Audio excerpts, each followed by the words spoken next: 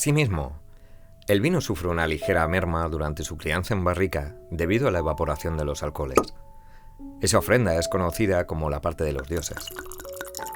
Esta historia pertenece por completo a mi abuelo, que me enseñó, entre otras cosas, el trabajo, la honradez, la bondad y el sudor en este aristocrático mundo del vino. Los sábados por la mañana había sido el momento adecuado durante tantos años. Parece mentira que en ese tiempo el viejo nunca modificara sus horarios o su frenética actividad semanal, ni para reunirse con su abogado. El marqués no paraba quieto. Tenía, como decía la mujer de Antonio, hormigas en el cuco. Le gustaba tener su agenda completamente llena, con varios frentes abiertos y encadenando nuevos proyectos sin descanso. Quizás solo trabajando de esta manera podía librarse de sus propios demonios. En esto se había convertido su vida los últimos 50 años y todos y cada uno de ellos al pie del cañón. Entrevistas, programas de televisión, libros, catas, concursos, cursos, clases magistrales, convenciones, charlas, visitas a bodegas. Nada parecía satisfacer al enérgico marqués de Pomerol, quien, a pesar de su apariencia de uva pasa, poseía el vigor y la solera de un buen amontillado. Nunca dejaría de vivir para y con el vino. Ese mosto flor que llegaba a embelesar al viejo le traía sin cuidado a su abogado, Antonio Gatao. Buen día, señor Gatao. Bonjour, Jules. Esas oxidadas costumbres del marqués reflejaban perfectamente el exagerado gusto por el protocolo de la nobleza francesa. Señor Gatao, 40 años tratándolo de usted, 40 años administrando sus negocios, convertido en su consigliere siciliano, pero nunca en su confidente. Aún así, Antonio gustaba de creer que era su amigo, y seguramente el único, pero su relación se había limitado a regulares encuentros sabáticos y a las periódicas y consabidas felicitaciones. Detalles y regalos que nunca acabaron de agradar al portugués, pero que no por ello dejaba de agradecer. Antonio respetaba al hombre de la nariz de oro, pero ante todo respetaba su profesionalidad. Había presenciado varios concursos de cata cerrada durante los cuales Jules había desvelado uno a uno y como un prestidigitador todos los caldos seleccionados para la ocasión. Sin embargo, él no compartía esa pasión. Para él no había diferencia entre un Ribera del 95 y un Ribera del 97. Si me apuran, les diré que el abogado no podría distinguirlos de un tinto portugués del Alentejo, su patria chica. No obstante, Antonio conocía ese obsesivo amor por el vino, propio de la condición más humana. Colegas portugueses habían caído en las redes de Baco y adquirieron recientemente una bodega junto con algunas hectáreas de viñedos en la región de Oporto. Su gran sueño era elaborar los más finos vintage del mundo.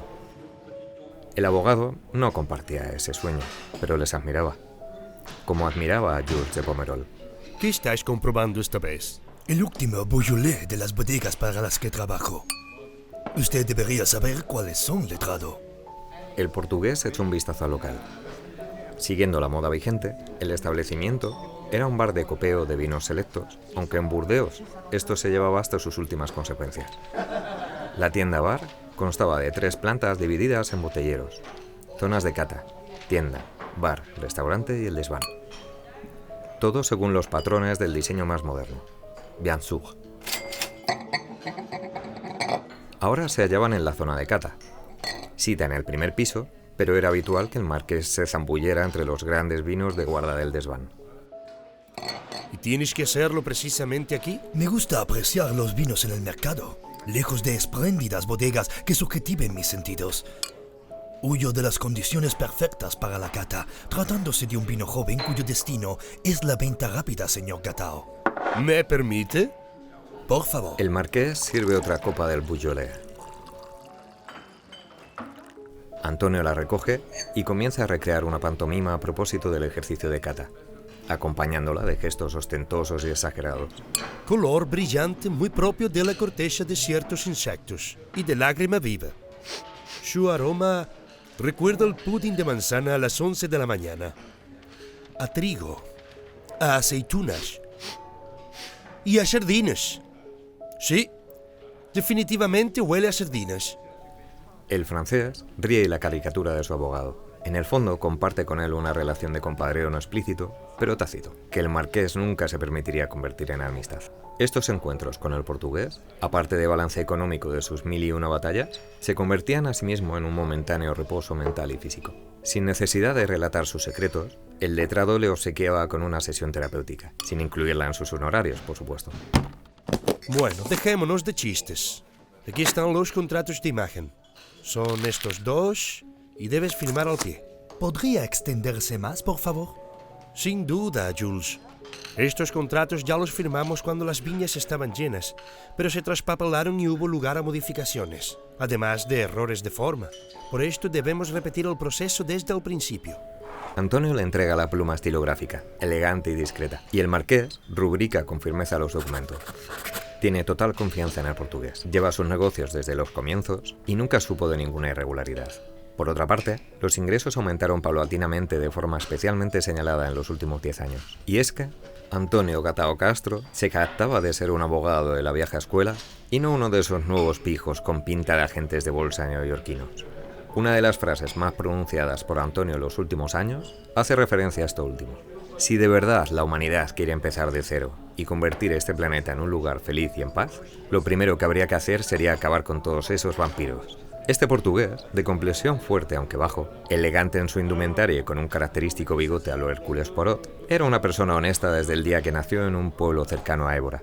Así, dentro de una familia burguesa, educó su mente en el ejercicio del derecho consiguiendo ser el primero de su promoción. Miembro de un grupo de juristas con ganas de cambiar el mundo, la casualidad quiso que pronto apareciera la oportunidad de trabajar en Francia como letrado de un bufete bordelés. Este bufete trabajaba para la casa de Pomerol, en concreto para el padre de Jules. De este modo, Antonio comenzó a hilar los primeros negocios del joven marqués.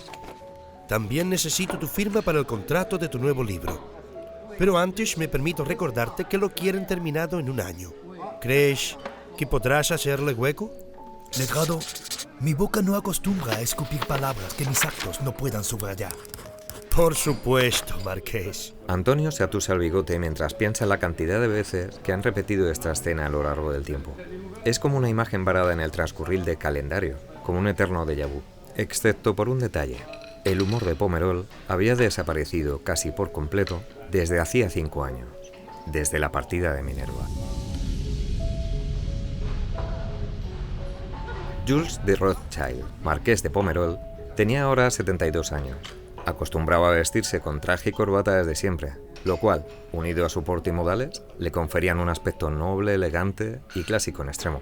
Pelo ni corto ni largo peinado hacia atrás, alto y muy delgado. Su distinguida nariz aporta carácter a su rostro afrancesado. El marqués acostumbra a hablar en 2 idiomas, el francés y un aceptable castellano marcado por su fuerte acento galo. Gran sommelier y enólogo reconocido mundialmente, su delicada pituitaria requiere de los más cuidadosos mimos, evitando el tabaco y a los fumadores, así como el frío y los catarros, ya que todos estos agentes perjudicarían su excepcional apéndice nasal. Así fue durante toda su vida. El vino ocupaba todo su tiempo, su cerebro y su corazón. No hubo sitio para nadie más, ni siquiera para su mujer. Minerva fue una mujer buena y frágil. Sus nervios y la actitud del marqués hacia ella la hicieron más frágil aún. Entonces, sus brazos buscaron en otra dirección el calor que no encontró nunca en su hogar. Así la marquesa de Pomerol se colgó del frío cristal del gin tonic y este acabó enterrándola tras una virulenta cirrosis. Y aunque el marqués parecía imperturbable y respecto a los negocios era el de siempre, sus escasas sonrisas se habían transformado en mera condescendencia. Ah, gracias por la caja de rosés. A Manuela le han encantado. Pero, ¿qué pasa? También le han gustado a su madre, así que me estoy quedando rápidamente sin existencias. No se preocupe, le enviaré una nueva remesa. Ah, de ninguna manera, Jules. Es suficiente. Mi suegra sabrá esperar hasta el próximo año. A propósito, me ha llegado este sobre junto a tu correspondencia habitual. Creí que pudiera tratarse de un asunto privado, de modo que no lo toqué. El marqués saca una pequeña navaja suiza del bolsillo derecho de su chaqueta y elige una puntilla para abrir el sobre. ¿Es importante? No tiene ninguna importancia. Es mi yerno que me emplaza para una reunión en Navarra. ¿Alguna celebración, quizás? Tal vez puedes ver a tu hija. Sí, tal vez. Antonio se despidió con cortesía del marqués, dándole un intenso apretón de manos. Tenía que volver a Portugal. Era sábado y estaba en el centro de Burdeos. Necesitaba coger un taxi hasta el aeropuerto, ya que el avión despegaba a las 15 horas dirección Lisboa. Allí recogería su coche y esa misma noche cenaría sardinas a la parrilla, acompañadas de un arroz 12, en casa de su madre. Era la fiesta de su cumpleaños y todos estaban allí desde el viernes.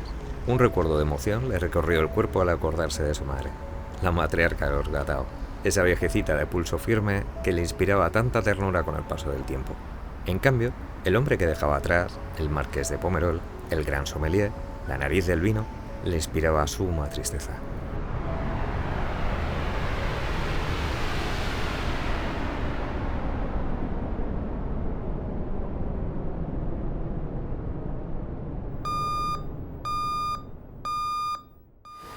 Pero Arrieta no disfrutaba de los últimos 5 minutos. Ese delicioso oasis de los sentidos que comienza con el sonido del despertador y termina con el desvanecer de los sueños. Pero tenía mucha vitalidad. Era de ese tipo de personas que salta literalmente de la cama en cuanto suena la tercera señal acústica de la alarma. Una vez incorporado, rodeó la enorme cama de matrimonio hasta llegar al despertador. Casi tira la copa de martini que decoraba la mesilla de noche.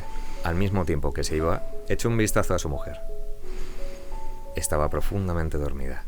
Ella todavía. No le gustaba verla así porque se le encogía el corazón y le dejaba indefenso, recordando tiempos mejores al poco de conocerse. Se calzó las zapatillas de franela y recorrió el pasillo hasta llegar a uno de los 4 aseos de la villa. Media hora más tarde, Arrieta parecía completamente vestido, aseado y con un cigarrillo recién encendido en los labios, mientras consumía su café doble en la cocina americana del primer piso. Además, había tenido tiempo para realizar 2 llamadas internacionales, ya que, aunque era domingo, todos sabían que trabajar para él requería una disponibilidad total. La primera llamada llegó hasta Australia, donde Paul Petrus le confirmó la definitiva compra para su empresa de un pavo exclusivo de Sauvignon Blanc, lo cual les abría el mercado australiano de los blancos de calidad. La segunda llamada fue mucho menos complaciente. Llamó a su abogado británico, Mr. Pingus York, para confirmar su reunión en el bufete del inglés cerca de la playa de la Concha de San Sebastián. Conociendo al inglés, la reunión acabaría con una suculenta cena a base de pinchos, cazuelitas y chacolíes por las calles del casco antiguo donostiarra, pero el asunto a tratar no era de los que abrían el apetito. Tras apurar el primero de una larga lista de cigarrillos, Arrieta se dirigió a la habitación de su único hijo. Estaba durmiendo como solía, en posición fetal y con el dedo en la boca. La inocencia de sus 5 añitos, el color sonrosado de sus carrillos, el brillo del sudor en su pelo rubio revuelto. Todo esto hizo temblar al poderoso empresario y casi le obligó a olvidarse de todo por un momento para quedarse en su casa. Pero endureciendo las tripas, Pedro salió del dormitorio de su hijo y se dirigió a la puerta de acceso al garaje, cargando con un paquete de cartón cuadrado del tamaño de una caja de vino, aunque mucho menos pesado. Su coche, una berlina alemana de color negro metalizado, le esperaba al lado del 4x4 de Sol. Siempre utilizaba el BMW, pero ahora lo solía alternar con el Range Rover de su mujer. No le gustaba tener demasiado tiempo los coches sin utilizar y solo hacía tiempo que no lo conducía. Nunca pudo volver a hacerlo desde aquel desagradable incidente a la salida del colegio de su hijo. Abrió el maletero, colocó la caja asegurándola con la red elástica y condujo su coche por el estrecho camino de acceso a la villa. Se desplazó en segunda hasta llegar al final del sendero y esperó para poder incorporarse a la carretera nacional. Abrió la ventanilla del piloto y encendió un cigarrillo. El día era primaveral, soleado y con el cielo abierto, excepto por unos pequeños y densos pero esparcidos grupos de nubes de algodón. El paisaje navarro le reconfortaba. El agua, la vegetación, la sierra de Urbasa, era un paraíso natural donde Arrieta asentó sus dominios. Llevaba 7 años viviendo en su pequeño palacete, en soledad al principio, con Sol y el niño más tarde. Pero Arrieta Goñi había sido tallado por las tierras navarras a lo largo de 30 años ya.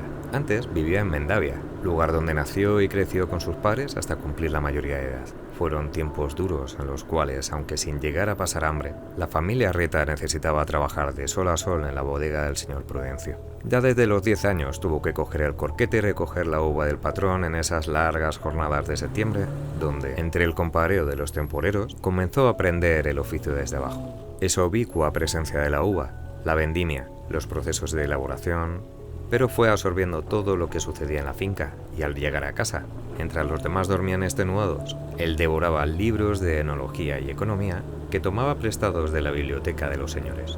Ya en esos tiempos tenía muy clara su vocación. Su objetivo era marchar de allí y crear su propia bodega.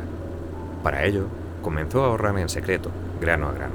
No se le veía en las fiestas, no iba al cine y tampoco se le conocía amigo o novio alguna. Su obsesión le llevó a trabajar 14 horas al día y a dormir solo 3. Pero al cumplir los 18 años preparó una maleta llena de ambición y conocimientos y se marchó a la Sierra de Urbasa buscando su propio destino. A partir de ese exilio voluntario, todo rodó muy rápido para el navarro. En la meseta navarra reconocieron su valor como enólogo y al poco revolucionó una de las bodegas más importantes de la denominación de origen, convirtiéndose en el abanderado de una nueva forma de entender el negocio vitivinícola.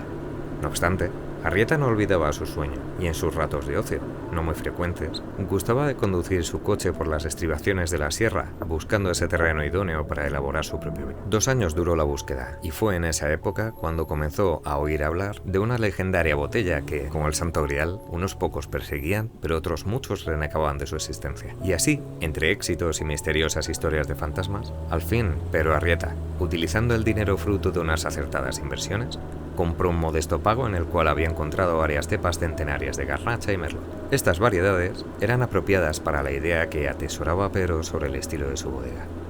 De esa manera, se convirtió en bodeguero de nuevo cuño, enólogo y empresario de éxito. Ese modesto viñedo fue creciendo con la compra de bodegas y terrenos adyacentes. Más adelante, en plena vorágine de expansión, comenzó a comprar pequeñas propiedades en Australia y Chile. Siempre con el concepto renovación presente tanto en sus vinos como en el terreno empresarial, sus cuentas bancarias no hacían sino engordar con cada movimiento. Fue así como, con solo 26 años, el chico que recogía uva en Mendavia veía cumplido con creces su sueño y necesitaba nuevos alicientes, nuevos proyectos en los que emplear su desproporcionada energía. Una noche, cenando en un restaurante barcelonés con unos colegas del Priorato, alguien recordó esa vieja historia de la botella fantasma y ya nunca más pudo olvidarla. Desde ese mismo instante comenzó a recabar información acerca de ella y antepuso su rastreo a otras veleidades. A esa nueva pasión se añadió su cada vez más asidua asistencia a catas y concursos de sommeliers. Como en todos los terrenos, también en este, pero se guiaba por su ambición y se entregaba al límite. En esas reuniones comenzó a oír hablar del aristócrata del vino, el Marqués de Pomerol. Este francés de agudísimo olfato era el rey de las catas y concursos de nivel mundial. Su figura y rancio abolengo creaba un silencio respetuoso en cada una de sus apariciones. Ganador de 1001 premios, figura pública notoria e incluso nombrado caballero de las artes y de las letras francesas, el marqués disfrutaba de una posición de prestigio en los círculos más aparentes. Por aquella época, Arrieta admiraba al francés y acudía a todas las degustaciones posibles, tanto coincidía con él en todo tipo de reuniones, que inevitablemente conoció a Sol, su hija. Esta mujer, ligeramente más madura que el navarro, acompañaba a su padre en algunas ocasiones. Pero comenzó admirando a Sol por ser hija de su padre, pero esto hizo que, entre aromas y reflejos, conociera de una manera más íntima a la triste princesita y quedara prendado de sus encantos. Ella, por su parte, le conmovió, le abrió su corazón y le mostró el verdadero bouquet del Pomerol. Era un vuelo corto de apenas media hora y acababan de despegar. Se podían avistar las simétricas hileras de viñedos mientras se pequeñecían y desaparecían entre las nubes. Se acomodó en su asiento de business class y estiró las largas y huesudas piernas mientras se disponía a hojear el último número del Wine Spectator. Esperaba estar de vuelta en Burdeos esa misma noche, y así lo dispuso cuando decidió acudir a la cita sin equipaje. No alcanzaba a comprender el rebuscado misterio en la carta de su yerno, y había sido imposible comunicarse con él ya que las llamadas a su móvil no obtuvieron respuesta. De todos modos, ahí estaba él, perdiendo un día entero en atender las chiquilladas de un ambicioso aunque miserable personaje. Y todo por la leyenda, por la épica. Todo aristócrata que se precie atesora un espíritu aventurero. Busca ese tipo de aventuras y disfruta con los libros de Dumas, Ulises, Los Cruzados, El Dorado de Hernán Cortés, Los duelos a muerte, en contraposición a esta época nuestra tan poco dada a las grandes epopeyas. Así pues, la carta actuó como un resorte en el imaginario del marqués. Solo el lugar de la cita fue motivo suficiente para provocar que el francés se aventurara a una intempestiva reunión con el marido de su hija. A la atención del marqués de Pomerol, me complace emplazarle para una cita ineludible que no podrá olvidar, la cual se celebrará en la ermita de Dionisio, situada en plena Sierra de Urbasa, este mismo domingo a las 6 de la tarde. Me gustaría subrayar el carácter único de este encuentro. Le espero sin condiciones. Pedro Arrieta. La ermita de Dionisio, cuna de la mitología enológica, suponía el dorado para los intelectuales del vino.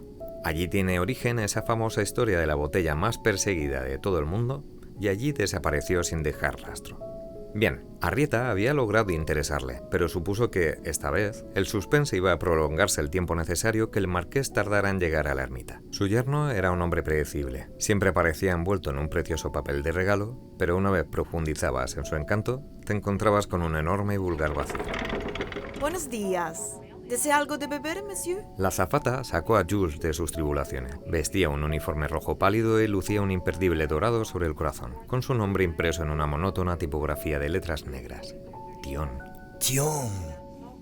Permítame decirle, señorita, que tiene usted un nombre realmente evocador. Merci, monsieur. Mi curioso nombre no es muy común, pero debía de estar muy de moda en los 70. Su nombre dista mucho de depender de las modas. Thion es un nombre con mucha historia. ¿Ah, sí? Thion fue, en tiempos del Imperio griego, la madre de Dionisio, dios del vino en la mitología helena. Ella era una bella diosa. ¡Qué increíble! La verdad es que nunca lo supe. Mis padres murieron siendo yo muy niña y nunca indagué acerca del significado de mi nombre. Oh, siento mucho lo de sus padres, señorita. No se preocupe. Ha llovido mucho desde entonces. Le agradezco su historia. Quizás ello me acerque más al recuerdo de mis padres. Eran dueños de una bodega en Italia. El marqués de Pomerol no supo cómo continuar la conversación y bajó la vista, aturdido, de modo que se creó un incómodo silencio durante unos segundos. La azafata temió haber sido demasiado indiscreta, ya que el caballero parecía molesto de alguna manera. Decidió cambiar el tono. A propósito, me preguntaba si desea algo de beber, monsieur. Oh, sí, por favor, ¿qué me sugiere? Bueno, me gustaría servirle un buen vino de mi tierra. El caballero tiene aspecto de apreciar una copa de buen Chianti. Acepto encantado su sugerencia, señorita. Mientras la muchacha se retiraba con una sonrisa, Jules recuperó el ánimo. De repente y sin saber por qué, la historia de Thion, la azafata italiana, le había enternecido hasta dejarle sin palabras. Pobre muchacha. Me he comportado como un viejo chocho. Bueno, aquí tiene su Chianti. Espero que lo disfrute. La chica colocó la copa ya servida sobre la bandeja y esperó con una brillante sonrisa en los labios. El francés intentó disimular. Sabía que esa sonrisa y las chispas de sus ojos indicaban que para ella era importante que al marqués le gustara el vino de su tierra, el vino de sus padres. Pero el marqués odiaba beber vinos de los cuales no tenía ningún conocimiento anterior, y la azafata no le había permitido ver la botella. Solamente en las catas a ciegas, en las cuales no conocías la referencia antes de catarla, se atrevía a arriesgarse en lo desconocido, lo cual le acarreaba muchas menos alegrías que grandes decepciones. Con estos pensamientos, cogió la copa por el pie con su mano derecha y la olfateó después de mover ligeramente el vino en círculos. Bebió un sorbo y proclamó afectadamente: ¡Excelente! ¡Felicidades, señorita! Puede usted estar orgullosa de sus orígenes. Gracias por todo, monsieur. No sabe lo feliz que me ha hecho. Y se retiró visiblemente emocionada. El francés esperó un par de eternos minutos y entonces bebió un gran sorbo de la copa hasta casi acabarla. Procurando no apresurarse demasiado, se incorporó para dirigirse a los aseos y en cuanto estuvo dentro, escupió el vino sobre el lavabo inoxidable. ¡Merde! El francés no acostumbraba a usar ese lenguaje, pero el vino era uno de los peores Chiantis que había catado en toda su vida. Arrieta, en cambio, gustaba de catar nuevos caldos. Le atraía lo desconocido y se atrevía con toda novedad relacionada con su trabajo. Sin embargo, a la hora de elegir el recipiente, se convertía en el más clásico de los gourmets.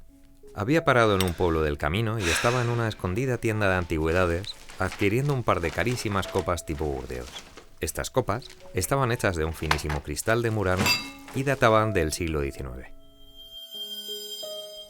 Muy apropiada, sí. Murmuró Pedro al contemplarlas en la vitrina. Seleccionó, asimismo, un decantador que no desentonaba con las copas y tras mandar empaquetarlo, pagó en metálico y salió de la tienda.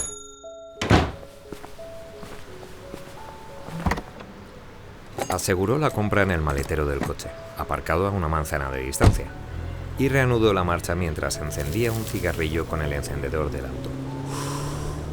Condujo relajado y acompañado por el aterciopelado ronroneo del motor. A ese ritmo llegaría a la ermita al anochecer y el marqués llevaría horas esperándole. Pero no había lugar a la prisa. Disfrutaría haciéndose esperar.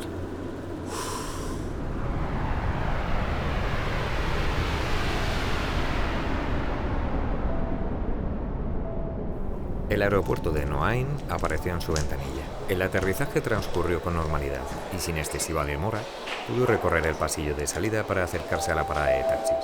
Una vez allí recorrió toda la fila hasta alcanzar el primer vehículo y agachando la cabeza habló con el taxista. Tras confirmar que conocía la dirección, subió al automóvil.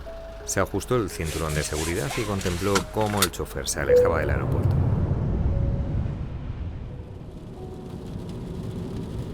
Le esperaba una hora de viaje, y mientras se acostumbraba al paisaje, observó el interior del coche. Amplio, cómodo y bastante moderno. Durante su recorrido visual por el habitáculo, evitó intencionadamente dirigir su mirada hacia el contador del taxímetro, ya que le molestaban las personas que observaban con sospecha el incremento de la factura. Una considerable falta de clase. Además, reconoció en el auto aromas a naftalina y restos de un horrible ambientador de vainilla, de esos cilíndricos y con la tapa amarillo chillón. Así, tras unos minutos de inevitable silencio, el taxista fue el encargado de romper el hielo. Perdone que le moleste, pero usted no es religioso, ¿verdad? No, no lo soy. Eso creía. El taxista hablaba calmado y sin prisas. Después de este breve comentario quedó callado durante unos instantes. Era un hombre de una edad difusa, situada entre 30 y 50 años, pequeño y regordete. El marqués estaba sentado en el asiento posterior al inexistente copiloto, de manera que podía observarle detenidamente. El hombre conducía suavemente por la carretera comarcal, mientras solo se oía el ligero zumbido del aire acondicionado. Cuando el francés estaba a punto de concentrarse en sus pensamientos, el conductor volvió a hablar. Espero no haberle incomodado con mi pregunta, monsieur. Es solo que no conozco muchas personas que conozcan la ermita, ¿comprende? La verdad es que ha tenido suerte, ya ve. No muchos taxistas podrían llevarle hasta ese lugar, pero es que, casualidades de la vida, yo nací en un pequeño pueblo cercano, a 10 kilómetros de ella. ¿Comprende, monsieur? Comprendo. El marqués respondía de forma completamente automática y con una voz inanimada, ignorando el discurso del navarrico. En ese espacio cerrado se estaban concentrando los olores, y pese al aire acondicionado, podía distinguir un desagradable perfume. Así lo confirmó al observar el sospechoso cerco de humedad que comenzaba a lucir el hombrecillo en su axila derecha. El inefable taxista continuó su perorata sobre las personas que montaban en su coche y las anécdotas del oficio. Pomerol comenzó a sentir profundos mareos que afortunadamente pudo controlar. Esperaba la llegada de las náuseas.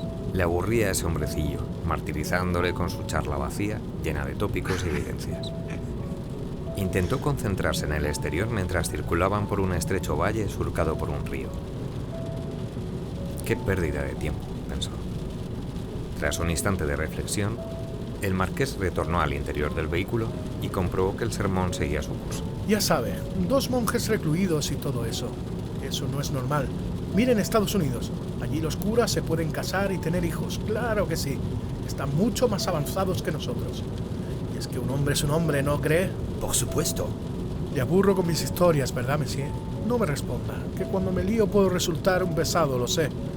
Pero mire, para compensarle, y ya que nos queda poco para llegar, le contaré una historia que quizá no conozca. Continúe, por favor. Estoy impaciente. Pues verá, contaban en mi pueblo una leyenda sobre esa ermita subida en la colina. El marqués conocía muy bien esa historia. Hacía muchos años, una pareja de monjes residió entre sus muros de piedra y así, recluidos en la ermita, sembraron diferentes variedades de uvas en el pequeño huerto interior. Su vida se resumía meditando, rezando y experimentando la elaboración del vino de forma artesanal. Pasaron los años, construyeron un pequeño lagar y algunas pequeñas barricas con madera de roble y haya a razón de una duela de cada material. Cada año intentaban una combinación diferente de uvas. Las pisaban delicadamente y tras macerarlas con los ollejos, las filtraban con ayuda de unos sarmientos que amontonaban a la salida del grifo del lagar. Pasaban este mosto a una de las barricas donde se producía una parsimoniosa fermentación, cuya duración dependía en gran medida de las condiciones meteorológicas de cada año. Completada la fermentación, filtraban de nuevo el vino, esta vez por decantación. Así, lo trasegaban a la otra barrica, donde envejecía dinásticamente unos 3 o 4 años. Entonces, terminada la crianza, se clarificaba y embotellaba directamente sin excesivos miramientos. Los monjes no cejaron en su empeño durante más de una década hasta que al fin consiguieron el vino que estaban buscando. Lo trataron con mimo y lo embotellaron. 50 botellas, las cuales etiquetaron y encorcharon coronándolas con un sello de cera como símbolo de su trabajo. El icono elegido representaba una copa de vino y una cruz. Decidieron utilizar esas botellas como regalos hacia aquellos benefactores de su iglesia, nobles, altos cargos políticos, cardenales, excepto una botella que reservaron para ellos como premio por su labor.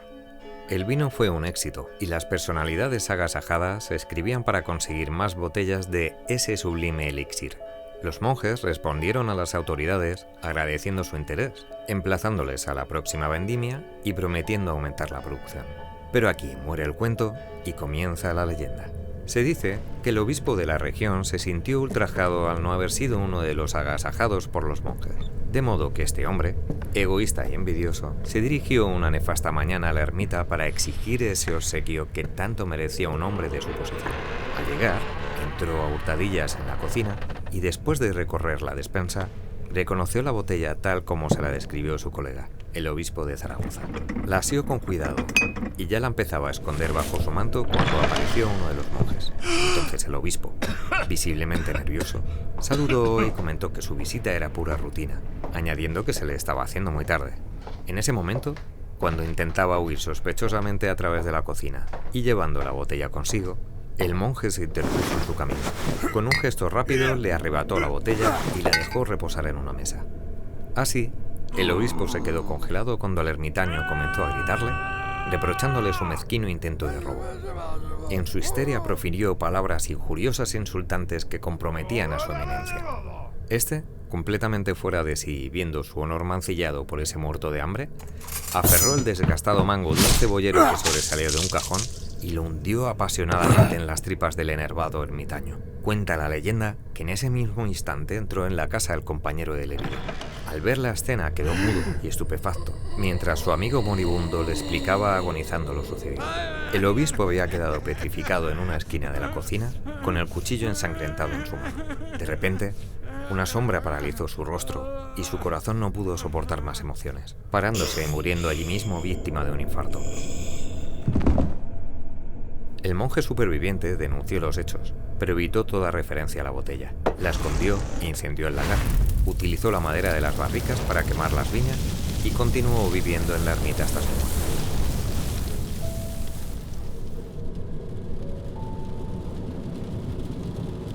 Y de la botella nunca más se supo, aunque dicen que sigue escondida en alguna parte esperando que alguien desvele su misterio. Una buena historia, ¿verdad, monsieur? Sí, sí que lo es. Pero el marqués había escuchado la leyenda en multitud de ocasiones y sabía demasiado bien que se exageraba y extendía a gusto del narrador. A Jules de Pomerol no le disgustaba la historia, pero no acababa de creerse la parte más escabrosa. No tenía tiempo para memeces y comenzó a pensar en la cita como una broma pesada de su yerno. Torció el gesto y una sensación de ira comenzó a adueñarse de su cerebro.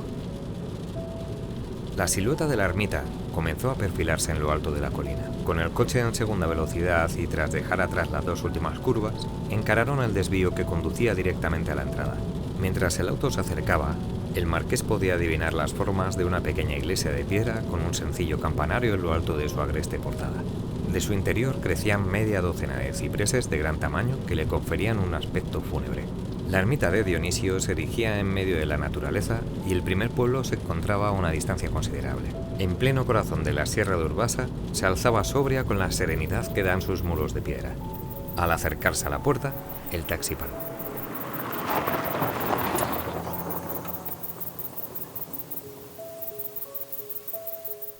Bueno, pues nada. ¿Quiere que le espere? Tranquilo, no le cobraré nada. Solo para quedarme más tranquilo. No, no es necesario. Aquí tiene lo suyo y gracias por el viaje. Gracias, monsieur. No era necesario. Insisto. ¿De verdad no quiere? No, me están esperando. Muy bien. Pues adiós y gracias, caballero. Adiós, adiós. El taxista dicharachero puso rumbo de vuelta y se alejó dejando al marqués delante de la entrada de la ermita. La puerta era una enorme plancha de madera de una robustez solo superada por su austeridad. De ella colgaba una enorme aldaba de hierro forjado, maltratada por el óxido, mientras en la parte derecha aparecía un agujero rumbroso que debía ser la antigua cerradura.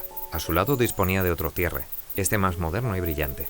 Una bola de madera maciza servía de pomo. Se ajustó el nudo de la corbata y se adelantó hacia la puerta. Tras un par de empujones comprobó que estaba cerrada. Sacudió la aldaba y esperó. Nada.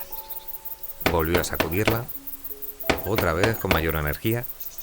Bueno, murmuró. Paciencia. Con parsimonia se alejó unos pasos de la entrada. Comenzaba a anochecer y se había levantado una ligera brisa apenas perceptible en las quebradizas ramas de los cipreses. Paseó alrededor de la ermita, dando pasos cortos y contemplando los bloques de piedra gris que conformaban la pared oeste de la construcción. Sin saber por qué, y aún tratando de evitarlo, pronto sus pensamientos volaron a Minerva, su esposa muerta. Su muerte había calado hondo en el marqués. Debajo de su elegante coraza de dignidad sangraba una herida abierta. Minerva. Su dolorosa muerte completó la consabida decadencia que nadie intentó detener, ni ella ni él. Estaba demasiado ocupado y no vio lo que ocurría hasta que fue demasiado tarde. Gustaba de pensar eso, aunque en el fondo conocía el motivo de su atroz comportamiento durante toda la enfermedad. Nunca perdonó a su esposa no haberle concedido un descendiente varón, un hijo a quien educar y dejar en herencia todos sus conocimientos, la bodega de la familia, las tierras, un pomerol que continuara el rancio linaje de sus antepasados. Minerva no pudo complacerla en eso, y como consecuencia de ello, él dejó de amarla. Así de fácil. Dejó que su mujer se ahogara entre botellas de ginebra y ahora pagaba la permanente sensación de culpabilidad. La había dejado morir. A punto de desmoronarse, Jules de Pomerol aún sacó fuerzas para enderezarse y continuar con su paseo mientras intentaba enterrar el pasado en el desván de su memoria. Cuando el sol desapareció tras las montañas, habían transcurrido 2 horas y el marqués esperaba impertérrito, pero visiblemente irritado en la puerta de la ermita. No entendía la situación en la cual le había dejado Arrieta y lo que era más grave, no tenía forma alguna de regresar sino andando varios kilómetros de noche en el corazón de la Sierra del Urbasa. Había confiado en la supuesta seriedad de su yerno y este volvía a faltar a su confianza. Tan solo esperaba una buena excusa de que el motivo de la reunión mereciera la espera.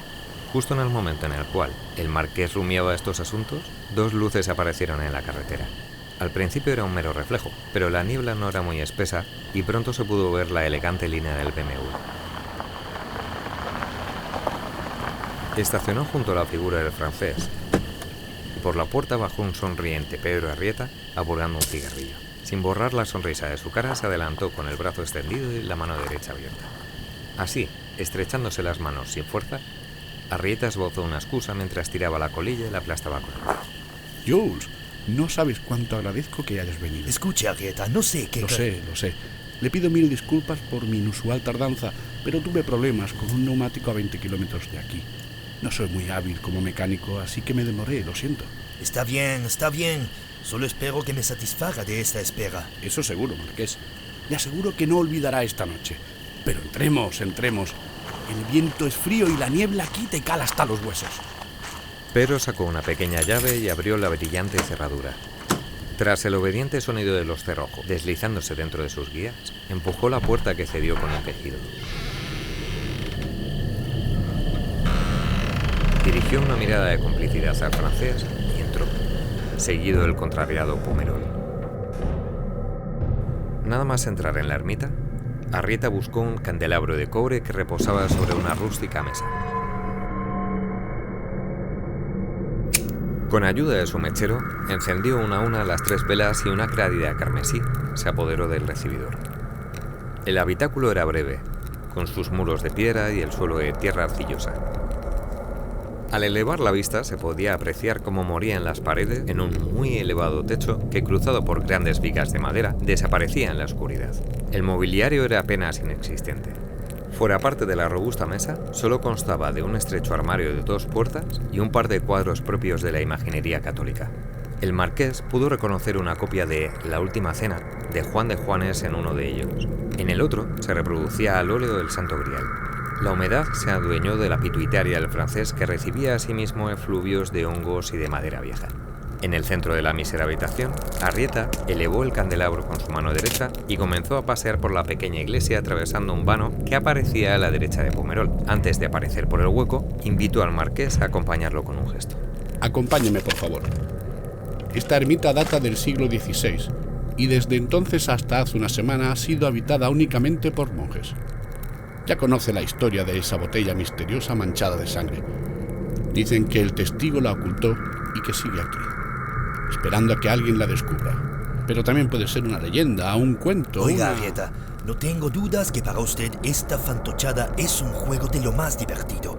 Pero como sabrá, no acostumbro a perder el tiempo con relatos infantiles. Por Dios, perdone, pero no comprendo su facilidad para juzgar el motivo de esta reunión aún sin haber siquiera comenzado. Solo necesito que confíe en mí unos minutos más. Continúe. El navarro había conseguido dominar sus nervios en el último momento, pero la maldita arrogancia del noble amenazaba con distraer su frágil paciencia. Tensando los músculos del cuello, avanzó por la cocina y luego a través de un breve corredor. Llegaron a una gran sala. Bien, yo siempre he creído en esa vieja fantochada. Realmente no sabía a ciencia cierta si la legendaria botella existía todavía. Sin embargo, he dedicado los últimos años a la empresa de averiguarlo.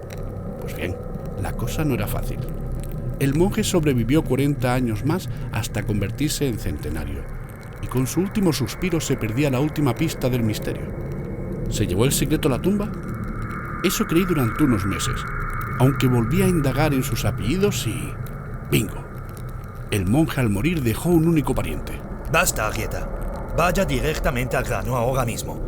O en su defecto, le obligo a llamar a un taxi que me saque de esta representación de la más terrible vacuidad. ¡Vacuidad! ¡Vacuidad! ¡Oh, mon Dieu! ¡Cállese, maldito pomposo! Después de esperar más de 2 horas, su engreído orgullo le impide aguantar unos minutos. Está bien. Le mostraré al protagonista de esta velada. Acababa de entrar en la sala y en cuanto los ojos del marqués se acostumbraron a la nueva claridad de las velas, pudo vislumbrar una chimenea apagada pero con restos de tacos de madera calcinados en su interior. En la gélida pared destacaban los borrachos de Velázquez.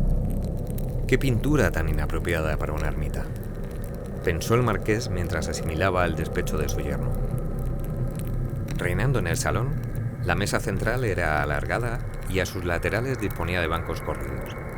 Antes de fallecer, nuestro hombre cedió el secreto a su hermano, este a su vez a su hijo y así sucesivamente hasta llegar al último descendiente. Como puede imaginar, me entrevisté con él y le ofrecí cantidades de dinero increíbles, aunque él siempre negó el conocimiento del escondite. Llegué a desesperar y durante el último año le hice ofertas mensuales cada vez más jugosas, hasta justo la semana pasada. Hace 7 días recibí una llamada en mi móvil. Concertamos una cita y... sí, accedió a revelarme su legado siempre que le entregara el dinero en metálico. Nuestro amigo debe tener ciertas aficiones muy caras que le habían hecho endeudar hasta límites insospechados. Por supuesto, al día siguiente le hice entrega en mi propio coche del maletín con el precio de su secreto. Pero el dinero no importa, siempre que se tenga, ¿verdad, marqués? No le escuchaba, ni siquiera le oía.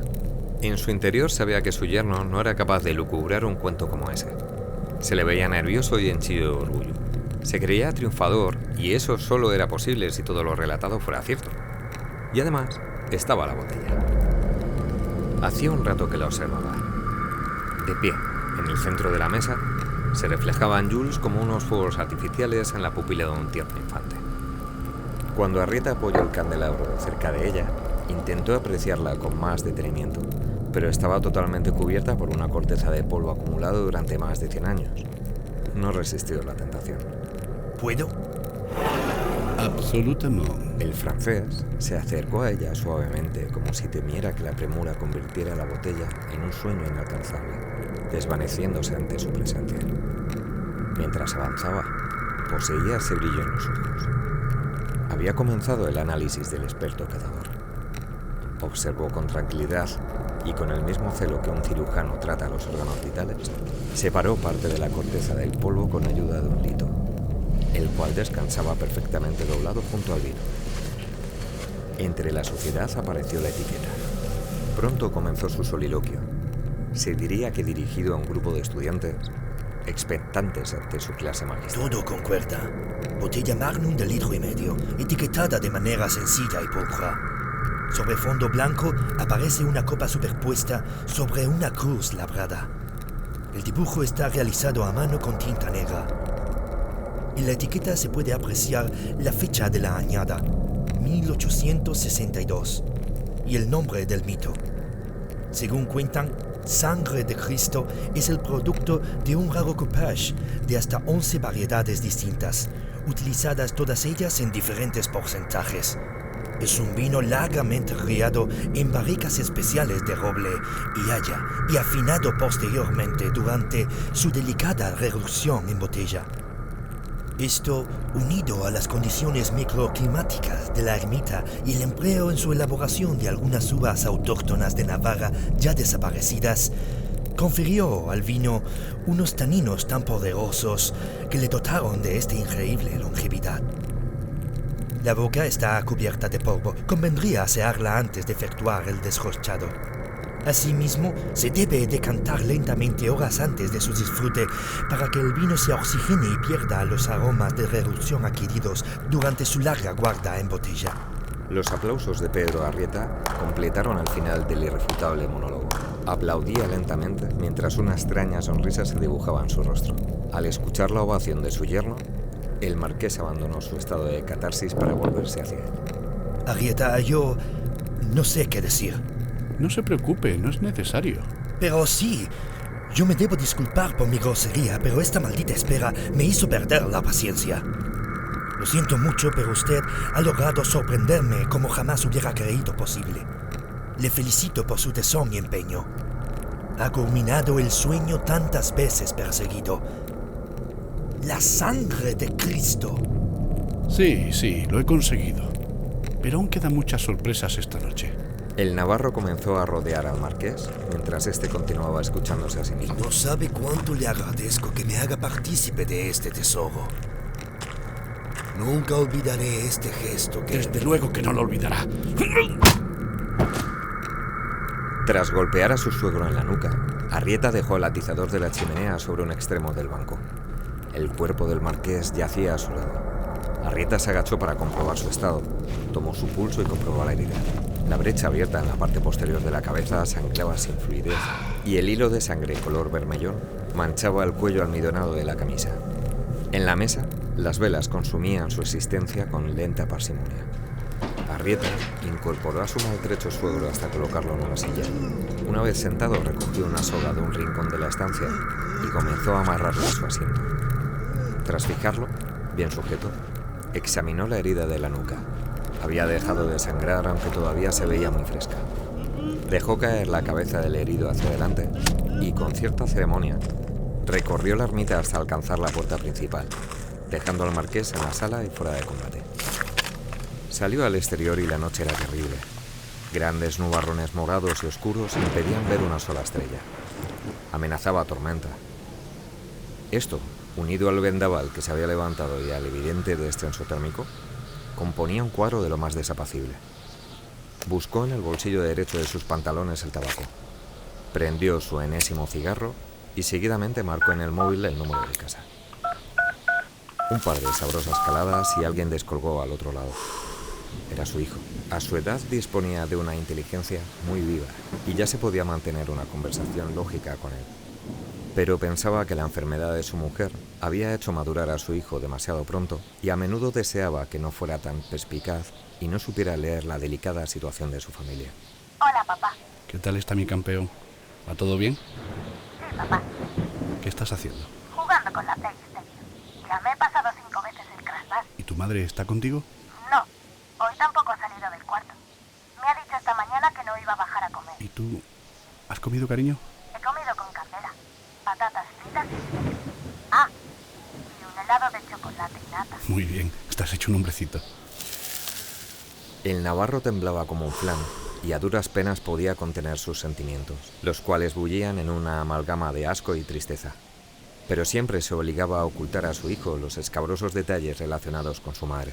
Papá, ¿quieres que avise a mamá? No es necesario. Déjala descansar. Tu mamá está enferma, hijo. Lo sé, papá. Está bien. Muy bien, cariño. Pórtate formal y no tardes en dormir. Un beso. Te quiero mucho. Vale, papá. Adiós. Y colgó. Pero guardó el móvil en el bolsillo de su chaqueta. Completamente crispado y con el cerebro lleno de miserias, apuró la nicotina mientras recobraba su precario equilibrio mental. Después de unos minutos, se acercó al coche y abrió el maletero. Allí estaban la caja de cartón, las copas y el decantador que había comprado durante el viaje. Cargó con todo y cerró el portón trasero para regresar a la ermita, echando un breve vistazo a la noche antes de empujar la puerta principal y cerrarla con suavidad.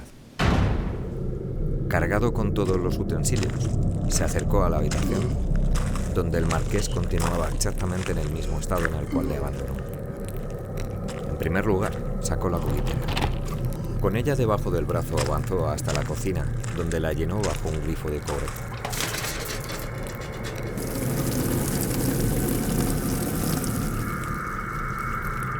Volvió a la sala e introdujo la botella en el interior del recipiente de metal para ajustarle la temperatura hasta esos ideales 20 grados centígrados de rigor. Mientras, dispuso en la mesa las finísimas copas y el decantador, no sin antes comprobar su limpieza y transparencia. Transcurridos 3 minutos, retiró la botella de la cubitera, liberándola de la mugre disuelta en el agua, y tras secarla ligeramente con el lito, procedió a su descorchado. Rasgó la briosa cápsula de plomo por debajo del gollete, aseando la superficie con el trapo antes de clavar la espiral del descorchador en el centro de la boca. Sin mover la botella, barrenó el corcho hasta casi el final para después, con un hábil gesto de su mano derecha, extraerlo con limpieza. El corcho corroboraba la excelente conservación y el buen estado del vino. Una vez libre de envoltorios, se dispuso a decantar. Sujetando el decantador con la mano izquierda e inclinándolo ligeramente hacia su derecha, comenzó a trasegar el contenido de la botella, deslizando delicadamente el líquido por las paredes del decantador para así oxigenarlo sin brusquedad. De esta manera, Sangre de Cristo mantenía intactas todas sus cualidades durante largo tiempo final. Al llegar al fondo de la botella, Arrieta interrumpió el decantado para no enturbiar el vino con los abundantes pozos acumulados por el paso del tiempo y la elaboración artesanal. Una vez completa la mise en place, el navarro dirigió la mirada a su suegro y rival. El marqués aparecía vencido, perdida su eterna dignidad y su legendaria flama. No quedaba nada más que un viejo magullado y postrado en una silla a la espera de su juicio final. El juez levantó la cubitera llena de agua y lanzó su contenido contra la cabeza del francés violentamente. Pomerol tardó en volver a la realidad a pesar del brusco baño. Apenas pudo balbucear algunas palabras mientras se desentumecía. Así, su primer gesto consciente fue de dolor y se echó la mano a la parte posterior de la cabeza donde localizó la herida abierta. En el preciso instante en que se tocó la brecha, no pudo contener un gemido de dolor y orgullo herido, ya que, al momento, recobró la conciencia acerca de los últimos acontecimientos y ya no pronunció sonido alguno. Tan solo intentó mantener una durísima mirada llena de odio hacia su yerno, el cual contemplaba al despertar con gesto de aburrimiento. Al ver por fin que el francés había comprendido la situación en la cual se encontraba, Pedro Arrieta comenzó a pasear por la habitación, rodeando al marqués y la mesa con el vino, de manera que ambos quedaban en el centro del círculo de poder trazado por el navarro. Jules de Pomerol seguía con sus pupilas el deambular de su secuestrador. Le dolía la sesera y, sin embargo, ese dolor era casi imperceptible comparado con el agudo pinchazo nacido de la humillación que recibía, infligida con una brutalidad inesperada por parte de su yerno. Al rato, Arrieta rompió a hablar. Comenzó con pausa, explayando sus sentimientos sin dramatismo, como si estuviera leyendo las palabras que lanzaba al frío aire de la ermita. Hizo un repaso de todas las desgracias escondidas por el marqués bajo un manto de dignidad e hipocresía. Chapoteó con desesperación en las miserias de su suegro con ecos de asco, pena y rabia. Recordó la muerte de Minerva, abandonada, sola, quemándose lentamente en su alcoholismo, más humillada que enferma, más despechada que borracha. Arrieta culpó al francés de la muerte de su esposa, llamándole asesino y levantando por un momento la voz dentro del ritmo monótono de su charla. Pomerol fue el testigo impasible del deterioro de la mujer que le amaba y nunca dio muestras de su arrepentimiento. ¿Todo por qué? Dime, Jules, ¿por qué? El navarro continuó preguntándoselo. Sol, su mujer, le solía contar que su padre despreciaba a su madre porque no supo ofrecerle un marquesito. Al nacer Sol, Minerva tuvo que ser operada sin mayores problemas que la imposibilidad de volver a tener hijos. El marqués no soportó la noticia y desde el primer día les retiró su amor, construyendo un enorme vacío que le apartó de ella. Y eso mató a Minerva. Tras su muerte, Sol creció sola. La falta de cariño hizo de ella una mujer insegura. Comenzó a visitar psiquiatras desde entonces y ya no los abandonó hasta su matrimonio. Sol era bella y, aunque no poco agraciada, era bella en su acepción más cercana a noble. Poseía parte de la dignidad y el porte propio de los Pomerol, así como cierto extraño encanto asociado a su falta de personalidad. Arrieta relató cómo la había intentado salvar durante 5 años de lucha, pero era inútil. Cuando su padre les cerró su corazón, cegó el destino de Sol y Minerva. Hacía mucho tiempo que estaba predestinada a morir como su madre, y ni siquiera su hijo podía mantenerla viva. El pobre sería el siguiente en la cadena, otro inocente heredero del odio cultivado por el marqués y que ya estaba marcando su infancia. Pero no. Sol se recuperará, sí. Ahora sí. Pedro Arrieta estaba emocionado y al borde de las lágrimas. Detuvo por un instante su elíptico recorrido y emudeció. En silencio, intentó recobrar su frágil autocontrol. Tras unos minutos, levantó la cabeza y reanudó su camino, introduciéndose de nuevo en su compostura. Te odio, marqués, con un odio tan firme y concentrado como lo es tu inhumana soberbia. Odio tus jodidos aires de superioridad, tu sangre azul de mierda y toda tu puta parafernalia. ¿Sabes? Cuando todavía no conocía a Sol, yo te admiraba. Veneraba cada uno de tus ademanes, tu sutil inteligencia y tu halo aristocrático. Procuraba acudir a charlas y degustaciones en cuyos programas aparecía el nombre del gran marqués de Pomerol. ¡Lené! ¡Lené! Hijo de puta. Nunca soportaste mis apellidos. Un pueblerino navarro procedente de una estirpe de siervos. Un advenedizo que buscaba comprar su nobleza casándose con una tonta princesita francesa. Esas lindezas solías dedicarme en tus petit comités. Eso hizo que humillaras aún más a tu hija a través mío. De ninguna manera acudiste al bautizo de tu nieto. Fue el disparo de salida de su descenso a los infiernos y ahora se está matando. ¡Se está matando en casa con nuestro niño! Y tengo que vivir con ello todos los putos días. No puedo dejarla morir así. Esta mierda tiene que acabar. Pedro movía la cabeza de un lado a otro mientras levantaba las manos con grandilocuencia. Estaba llegando al éxtasis de su ira. En la cúspide de su paroxismo, reanudó con exaltación su homilía inculpatoria. Ahora se estaba refiriendo a su propia envidia, la misma que le hizo intentar, con todas sus fuerzas, superar el talento para la cata del francés. Pero a pesar del descomunal empeño del navarro, la aureola del marqués se cejaba de engrandecerse al desvelar los matices más escondidos y deslumbrar al mundo entero con su exquisitez. Pero sabía que nunca podría superarle, y ahí brotó una secreta envidia. Nunca le gustó ser un segundo. Y esa fijación por el tabaco. Tú no soportabas mis cigarrillos, ¿verdad? Nunca los encendí en una reunión o en alguna de las catas. Sabías que yo era muy respetuoso con eso. Pero tu desprecio no fue menor. Gritaste y criticaste ante quien te pudiera oír la frivolité de tu yerno. Solo era un elemento más que utilizar en mi contra ante toda tu tropa de bufones. El purista, la tradición de una dinastía de bastardos bordeleses. Hoy, que en todo el mundo expertos sommeliers reconocen fumar como carreteros y eso no les impide ganar grandes concursos, por Dios bendito. El marqués no había dejado de mirar al navarro directamente a la cara durante todo el soliloquio, con firmeza al principio, desafiante incluso, para más tarde revivir cada recuerdo que Arrieta evocaba, sintiendo esa oscura brasa que ardía en sus entrañas. Así, su mirada fue apagándose con punzadas de un dolor desgarrador como nunca antes había sentido. Los miedos del marqués podían al fin respirar y se golpeaban rebotando contra los muros de aquella ermita.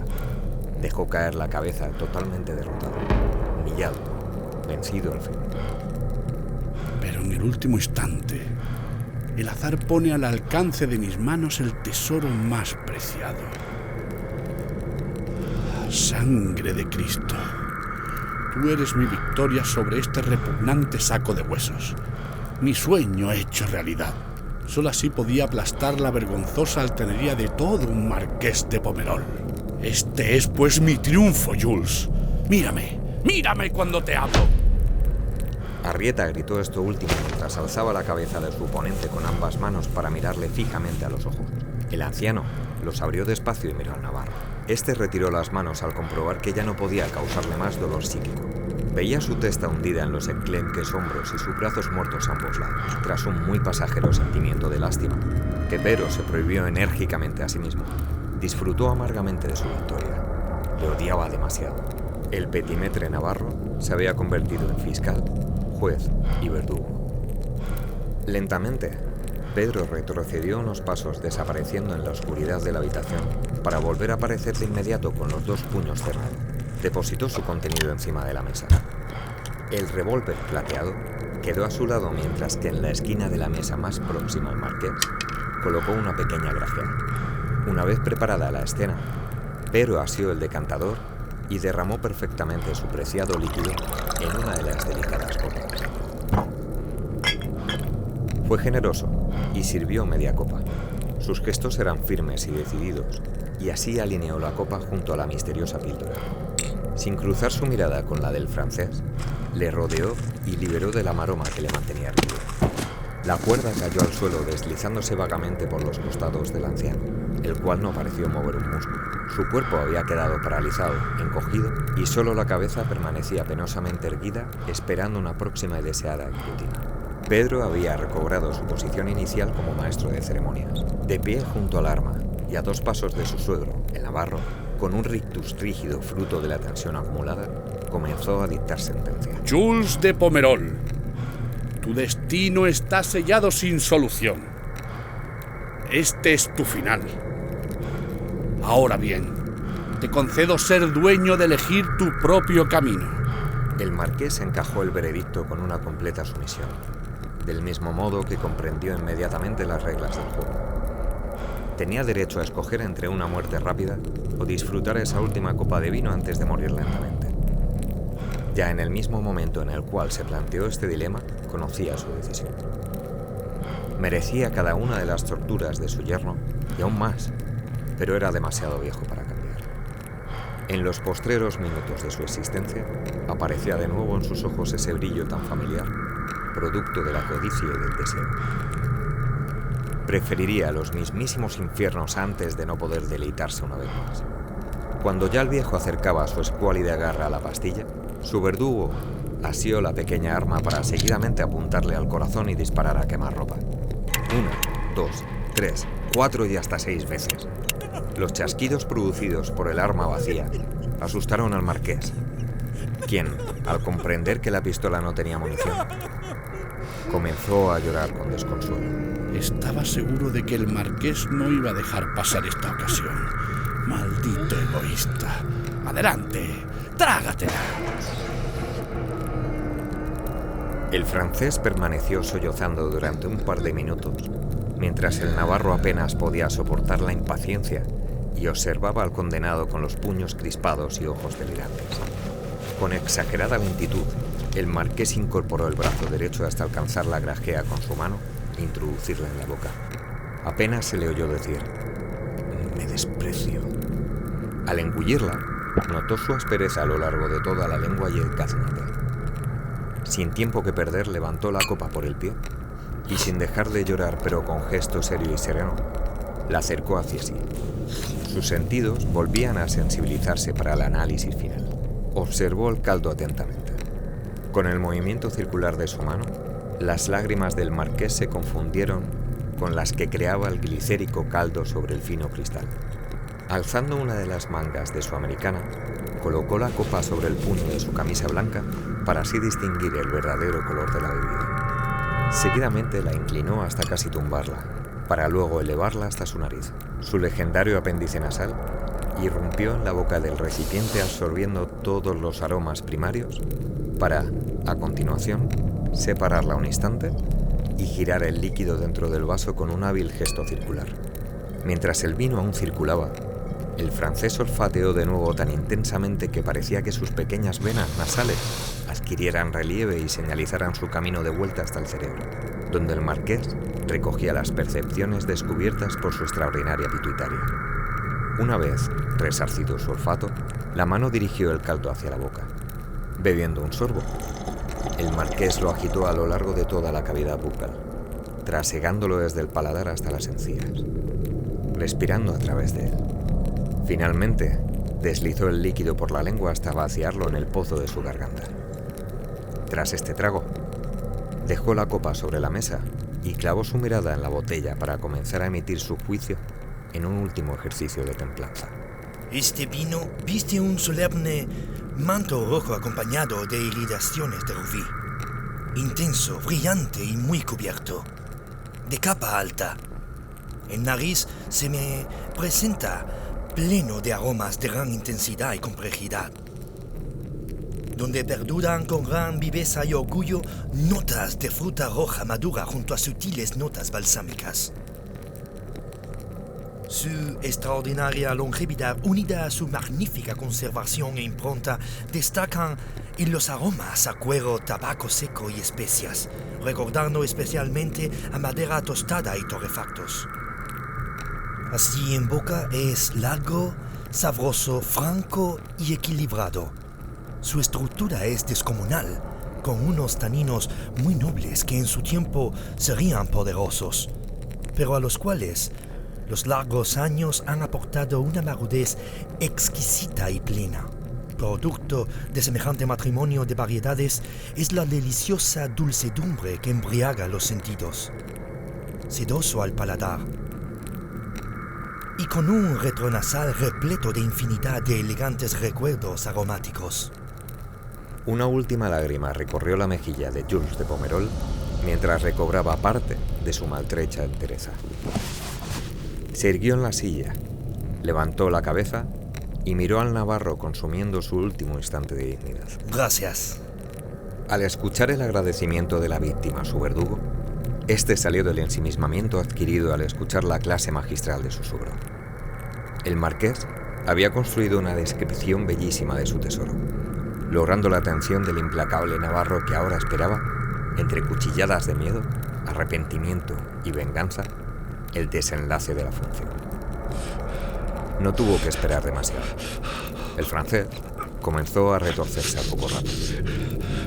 Llevándose las dos manos al estómago, abría la boca en un desgarrador grito mudo. A duras penas se podía mantener en la silla, en tanto las violentas acometidas del veneno se repetían ante la hipnotizada mirada de su yerno. Tras un par de minutos, el marqués emitía los más terribles lamentos y su cuerpo mutaba en una masa desencajada de huesos y músculos. De esta manera, la lucha llegaba a su término cuando finalmente cayó desde la silla. Sin embargo, en la caída, su brazo barrió la cercana mesa buscando apoyo y empujando la copa, la cual se estrelló a los pies de Arrieta. La funesta maniobra derribó a sí mismo el decantador y este, aunque no cayó al suelo, rodó por la mesa hasta dejar su boca colgando de un extremo de la misma. El preciado vino manaba cual fuente sobre el pecho del anciano, el cual agonizaba boca arriba en el suelo de la habitación. Pedro Arrieta quedó paralizado. El último giro de la escena le había cogido desprevenido. Ante él, su tesoro se derramaba sobre el torso de su odiado suegro, dibujando una creciente mancha color burdeos en su camisa. Tras ese lapsus de indecisión, Pedro se abalanzó sobre el cuerpo moribundo del marqués con la boca abierta hacia la mesa, colocándose donde la sangre de Cristo manaba indiscriminadamente. Pero apenas pudo atrapar algunas gotas que resbalaban por el cristal del decantador ya vacío. Atónito y paralizado en esa extraña postura, permanecía sobre su víctima, con la boca extremadamente abierta y mirando hacia arriba, buscando el milagro. Completamente fuera de sí, el navarro se giró hacia su némesis y con ojos de bestia naufragó en su camisa empapada del vino tinto. No reparó en que su suegro sucumbía en ese preciso instante a los estertores de la muerte. Ciego de ira, el navarro protagonizaba una escena dantesca. En pleno frenesí, comenzó a morder y rascar no solo la camisa, sino también el pecho del muerto, y mientras arañaba el envinado torso de su víctima, un alarido inhumano de salvaje desesperación brotó de sus entrañas, atronando con subyugante eco toda la ermita de Inquisición.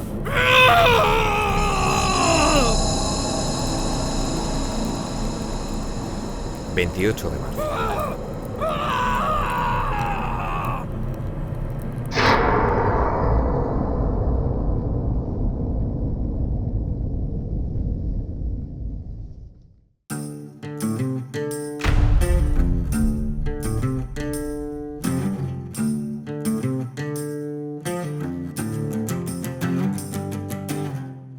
Acabáis de escuchar La parte de los dioses, de Alberto R. Polanco. Narrador, Rubén Martínez. Jules de Pomerol y Antonio Gatao, Pablo Mons. Azafata, Lucía Salamanca. Pedro Arieta, Daniel Domínguez. Pedro Arieta hijo, Cristina Jiménez. Dirección de actores y actrices, Pablo Cordón. Efectos para las voces, Antonio Jesús Martínez. Montaje y edición, José Silvente y Daniel Domínguez. Corrección, Francisca Caballero. Dirección y producción, José Silvente. Si queréis colaborar con nosotros, enviadnos vuestros relatos a nuestro correo. Y si no os queréis perder nada de nuestro contenido, seguidnos en redes sociales, YouTube, iVoox y Spotify.